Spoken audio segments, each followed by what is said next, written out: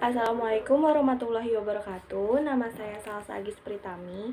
Dari kelas 1A1, saya akan mempresentasikan tentang bentuk dan pola kehidupan makhluk hidup.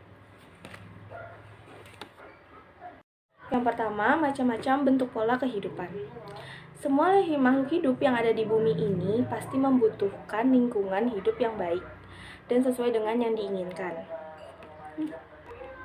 Sedangkan di permukaan bumi ini tersebar berbagai macam ekosistem dan berbagai macam lingkungan. Pola kehidupan adalah kebiasaan dalam suatu kehidupan. Seperti contoh dalam kehidupannya dapat dinilai dari cara manusia mencari kebutuhan.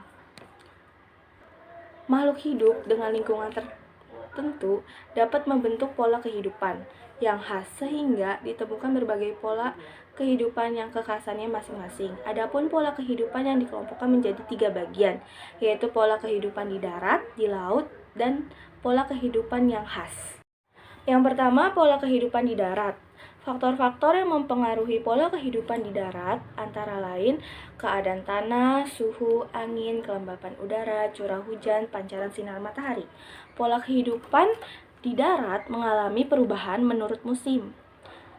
Menurut musim hujan, kelembapan udara cukup tinggi, tanah basah, tumbuhan hidup subur.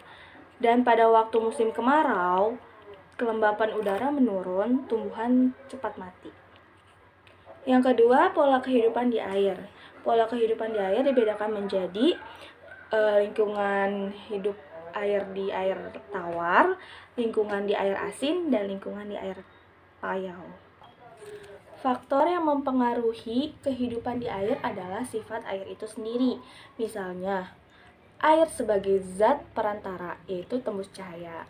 Air sebagai zat pelarut, yaitu bermacam-macam zat. Mempunyai gaya tekan ke atas, dan mempunyai suhu yang tidak berubah. Next, pola kehidupan di air akibat cahaya matahari. Mengakibatkan tumbuhan hijau sebagai produsen dapat mengadakan proses fotosintesis.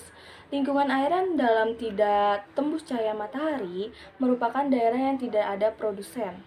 Sehingga hewan yang hidup adalah pemangsa dan pengurai, yaitu karnivora dan sapronivora, yang mendapat makanan dari bahan-bahan yang mengendap di dasarnya.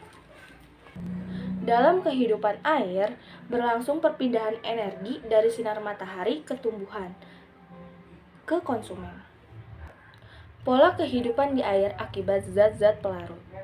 Limbah-limbah industri yang terlarut di dalam air dapat mengakibatkan produsen dalam air tidak berkembang, sehingga ikan-ikan kekurangan makanan dan akhirnya mati.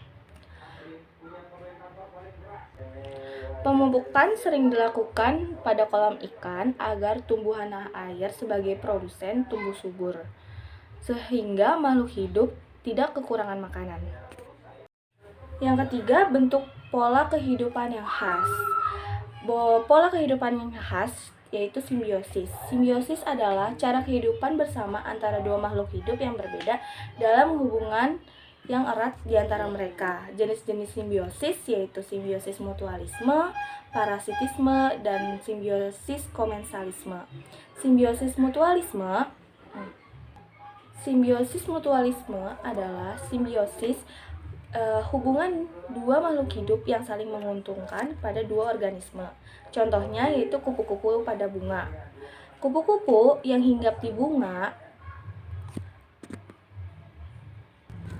membutuhkan nektar pada bunga sebagai makanan, sementara bunga membutuhkan kupu-kupu untuk terjadinya proses penyembuhan.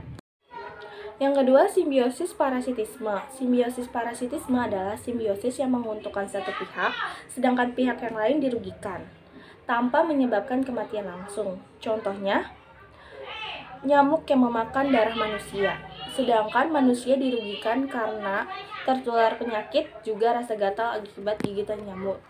Contoh lainnya yaitu tumbuhan inang dengan benalu dan buah dengan lalat.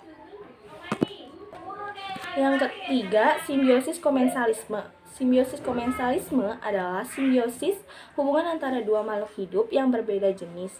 Yang satu mendapat keuntungan, yang satu tidak dirugikan.